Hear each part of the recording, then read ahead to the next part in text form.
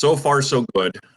We are in the beginning stages of figuring out how we're going to be able to deliver instruction or review and enrichment, basically, rather than the instruction, just so we can make sure that all of our special ed students are their needs are met, and as well as our ELL population. I was just on a call a few minutes earlier with a number of our district employees trying to figure out exactly which direction we're going to go. We're not getting a lot of feedback from PDE. We're not getting a lot of feedback from the governor. We're not getting a lot of feedback from the feds. Everything is kind of status quo right now.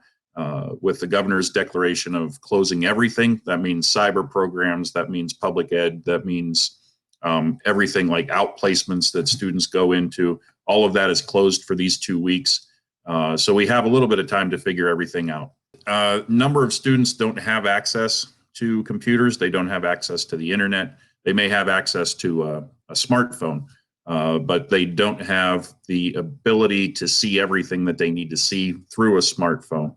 We do have some lessons, review lessons that are available to them on the back end of our website right now, but those pretty much aren't, they're for the most part not turned on, just so we can make sure that we're still meeting the needs of our special needs students and our ELL population. Once we get some more direction, then we'll be able to turn those on. They can go on any website they want. They find whatever they would like out there. We are putting a resource page together for the website that will list a number of different places for parents and students to go just to stay sharp.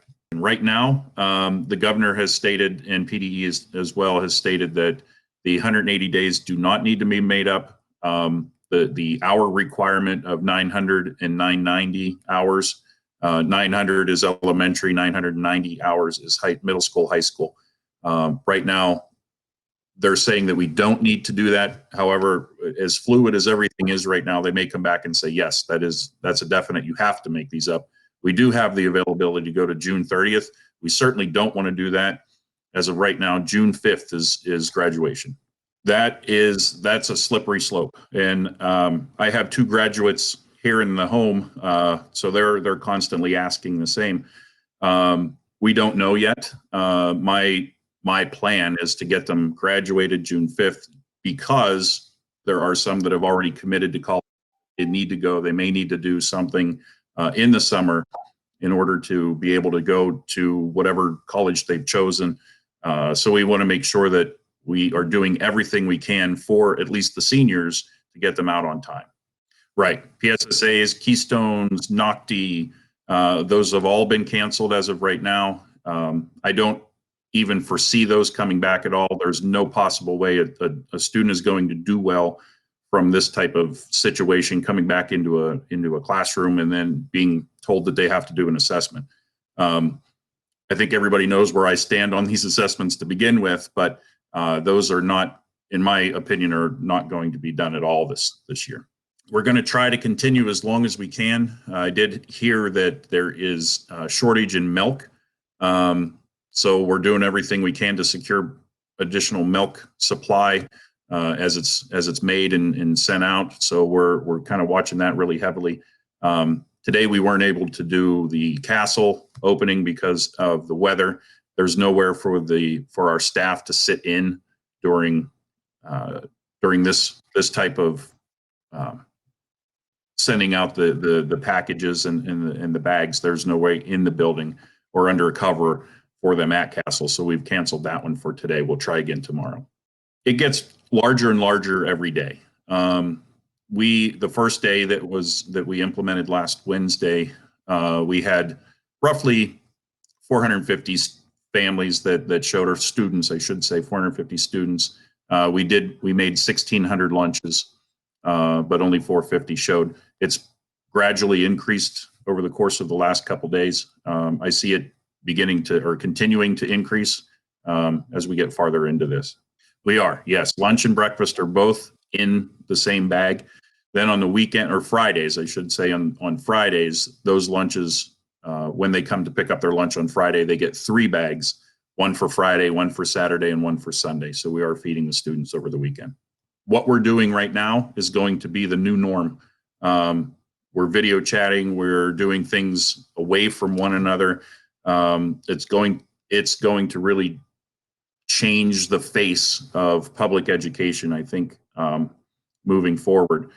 Uh, I don't know if it's the best way to do it. There are some students that really need to be in the classroom, some students that need that one-on-one attention. However, there are other students that don't need any attention. You give them their assignments and they work and they do well. But everybody's different. Everybody learns differently. Everybody learns at a different pace. So we have to be cognizant of how everyone learns and how best to adjust to this new norm. Yeah, when are we coming back? And I don't have an answer for that, and it crushes me not to be able to answer any questions that do come my way. One of the other high questions that we get, or I get a lot of, is when is instruction going to start? That again, that's a decision that has to be made at the state level. It can't be made at the district level, just so we're all on the same page with what the governor and what PDE is requiring of us. So it's difficult to say, I'm sorry, we're a school district, but you're not learning right now. It's very difficult to have to say stuff like that to the parents. I'd jump online, search for some resources like ABC Mouse or Khan Academy, things like that are available free of charge to all families that have access to the internet. There's some fun little things out there. We have Schoolology that students can log into. We have Imagine Learning that students can log into. And again, none of that is required, but just to keep them interested, just to keep them sharp. And in the event that we do return this year, which I have no indication that we are, or no indication that we aren't, just to keep them sharp and get them ready in the event that we do return. I see a lot of students on TikTok, a lot of students that are utilizing Twitter, Facebook, things like that. Yeah, definitely they're kind of they're digital natives, so they kind of understand the process and how to live with one another online and through a device rather than face to face. So they're resilient.